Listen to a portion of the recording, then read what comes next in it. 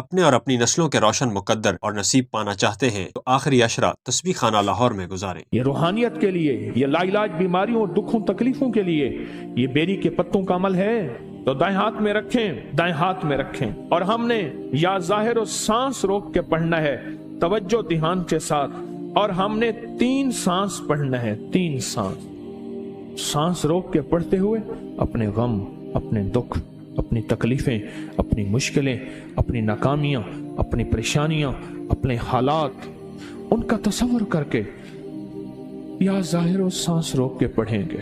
خوش نصیب ہیں وہ لوگ جو اس عمل میں شریک ہوئے اور اپنی جھولیاں رحمتوں اور برکتوں سے بھر گئے۔